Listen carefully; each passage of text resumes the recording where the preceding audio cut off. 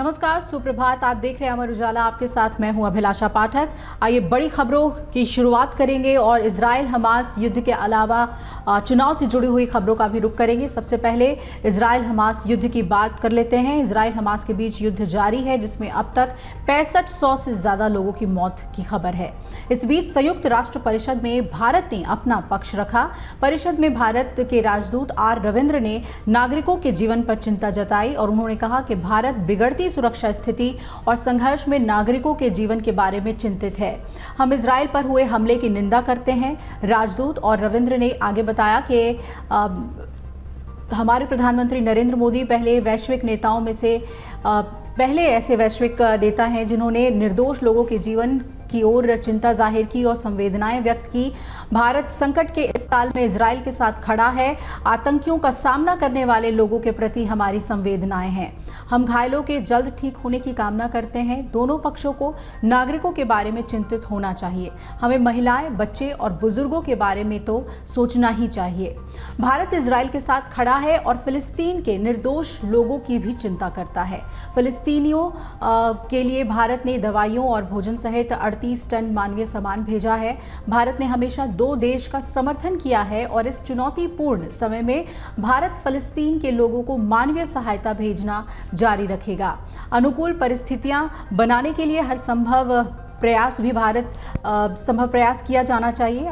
और दूसरी तरफ अमेरिकी विदेश मंत्री ने भी यूएनएससी में अपनी बात रखी। विदेश मंत्री एंटनी ब्लिंकन ने सुरक्षा परिषद की मंत्री स्तरीय बैठक में शामिल होते हुए कई बातें कही। इस दौरान उन्होंने मध्य पूर्व की स्थिति पर अपना पक्ष रखा।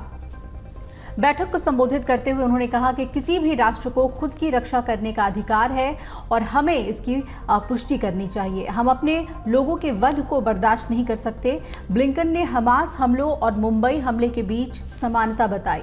अमेरिका के विदेश मंत्री एंटनी ब्लिंकन ने ये भी कहा कि सभी तरह के आतंकी कृत्य गैर कानूनी और अनुचित हैं, चाहे ये लश्कर तैयबा हो या हमास। मुंबई के अलावा मुंबई किबुत्ज बेरी में अंजाम दिया गया जिस तरीके से आतंकी हमलों को, उसकी निंदा होनी चाहिए। हमास आतंकवादियों की ओर से इजराइल पर 7 अक्टूबर के हमले के बाद पश्चिम एशिया की स्थिति पर संयुक्त राष्ट्र सुरक्षा परिषद की मंत्री स्तरीय बैठक को संबोधित करते हुए ब्लिंकन ने ये टिप्पणियां की। उन्होंने ये भी कहा कि इस परिषद की जिम्मेदारी है कि हमास या ऐसे भयानक कृत्यों को अंजाम देने वाले किसी भी अन्य आतंकवादी समूह को हथियार, धन और प्रशिक्षण देने वाले सदस्य देशों की निंदा की जाए। ब्लिंकन ने यह भी कहा कि हमें यह नहीं भूलना चाहिए कि 7 अक्टूबर को हमास ने जिन 1400 से ज़्यादा लोगों की हत्या की, उनमें 30 से अधिक संयुक्त राष्ट्र सदस्य देशों के नागरिक थे।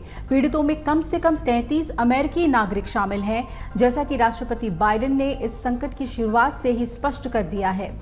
इजराइल के पास अपनी रक्षा करने का अधिकार है, वास्तव में ये दायित्व भी है। इजराइल गाजा संघर्ष पर संयुक्त राष्ट्र सुरक्षा परिषद में अमेरिकी विदेश मंत्री एंटनी ब्लिंकन ने कहा, आतंकवादी हमले चाहे आईएसआईएस ने किए हो, बोको हराम ने किए हो, लश्कर तैयबा या हमास ने किए हो, किसी को भी उचित नहीं ठहराया जाएगा, चाहे पीड़ितों को उनकी आस्था, जातीयता, राष्ट्रीयता या किसी अन्य कारणों से निशाना बनाया गया हो। तो अमर उजाला अब आपके टीवी पर भी। अपने स्मार्ट टीवी पर YouTube पर सर्च करें अमर उजाला, चैनल सब्सक्राइब करें और देखें ताजा खबरें, वो भी HD क्वालिटी में। और हाँ, बेल आइकन दबाना ना भूलें ताकि हर खबर हो आपके घर। अमर उजाला, निष्पक्ष, निर्भीक, निरंतर।